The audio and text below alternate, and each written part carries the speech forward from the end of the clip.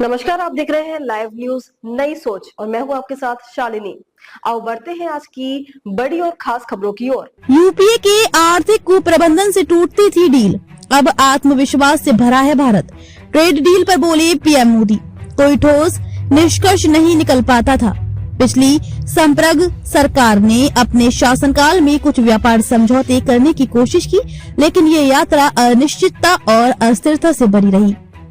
मुख्यतः उनके आर्थिक कुप्रबंधन के कारण भारत मजबूती के साथ अपना पक्ष नहीं रख सका।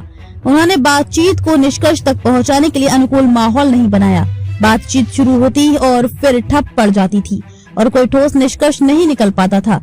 सत्ता में आने के बाद हमने नीति आधारित शासन के जरिए आर्थिक पुनरुत्थान किया, आर्थिक ढांचे को मजबूत किया और एक नियम आधारित प्रणाली का निर्माण किया। जब हमने राजनीतिक स्थिरता, नीतिगत पूर्वानुमान और सुधार केंद्रित दृष्टिकोण सुनिश्चित किया तो दुनिया भारत में निवेश करने के लिए इच्छुक हो गई। मोदी ने कहा कि उनकी सरकार की ओर से किए गए सुधारों से भारत के विनिर्माण और सेवा जैसे दोनों क्षेत्रों को मदद हासिल हुई तथा एमएसएमई के बीच उत्पादकता एवं प्रतिस्पर्धात्मकता को बढ़ावा मिला। आत्मविश्वास से भरपूर, प्रतिस्पर्धी और तेजी से बढ़ती अर्थव्यवस्था के रूप में भारत के उभार के कारण कई देशों को भारत के साथ व्यापार समझौतों पर आगे बढ़ने में फायदा दिखा। उन्होंने कहा, अब हमारे 38 साझेदार देशों के साथ एफटीए है, जो भारत के व्यापारिक इतिहास में एक बहुत बड़ा मील का पत्थर है।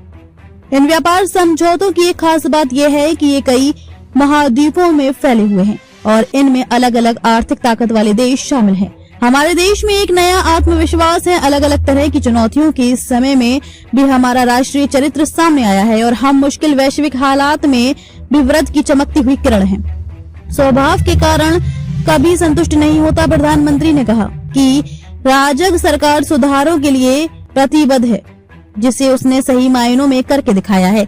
उनकी सरकार की रिफॉर्म एक्सप्रेस से आम लोगों को बहुत फायदा हो रहा है। अगले 3 दशकों के लिए उनकी शीर्ष 3 प्राथमिकताएं होंगी: लगातार ढांचागत सुधार, नवाचार को बढ़ाना एवं शासन को और आसान बनाना। मोदी ने ये भी कहा कि स्वभाव से वे कभी संतुष्ट नहीं होते, क्योंकि उनका मानना है कि सार्वजनिक जीवन में एक तरह की रचनात्मक बेचैनी और अधिक करने की लगातार इच्छा, तेजी से सुधार करने और बेहतर सेवा करने की आवश्यकता होती है। कोई बजट बही खाते के नजरिए से नहीं बनाया। प्रधानमंत्री ने कहा कि हाल में पेश केंद्रीय बजट में जानबूझकर अल्पकालिक लोक लुभावन घोषणाओं से बचा गया है। इसके बजाय नौकरियों और सतत वृद्धि को बढ़ावा देने के लिए बुनियादी ढांचे में रिकॉर्ड पूंजीगत आवंटन किया गया।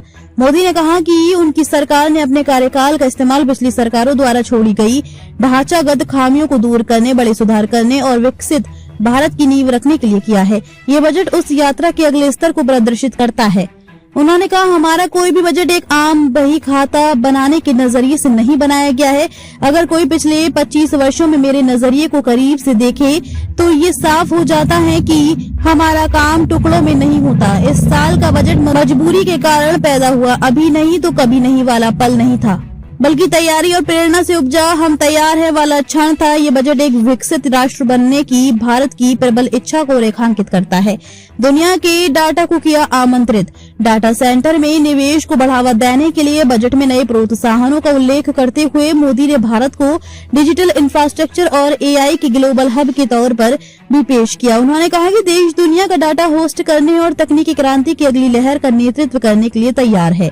प्रधानमंत्री ने कहा, हम पूरी दुनिया के डाटा को भारत आने के लिए आमंत्रित करते हैं। कंपनियां हिम्मत के साथ करें निवेश। प्रधानमंत्री ने कहा कि 2047 तक विकसित भारत की ओर अगला कदम इस बात पर निर्भर करेगा कि भारतीय कंपनियां कितनी हिम्मत से नवाचार में निवेश करती हैं, दीर्घकालिक क्षमता स्थापित करती हैं और खुद को वैश्विक स्तर पर प्रतिस्पर्धी तकनीक के मामले में विश्वसनीय और ग्रोथ के सामाजिक रूप से जिम्मेदार इंजन के तौर पर स्थापित करती हैं। प्रधानमंत्री ने प्रगतिशील निजी क्षेत्र से अनुसंधान एवं विकास में और अधिक तेजी से निवेश करने, आधुनिकतम तकनीक अपनाने, आपूर्ति श्रृंखला क्षमताओं को मजबूत करने और सुरक्षित लाभ की बजाय गुणवत्ता व उत्पादकता के स्तर पर मुकाबला करने की अपील की। ऐसे ही लेटेस्ट अपडेट पाने के लिए हमारे चैनल को लाइक, फॉलो, सब्सक्राइब करें और बेल आइकन दबाना ना भूलें। अगर आप हमें फेसबुक, ट्विटर या इंस्टा के माध्यम से देख रहे हैं तो हमें कमेंट करें। धन्यवाद।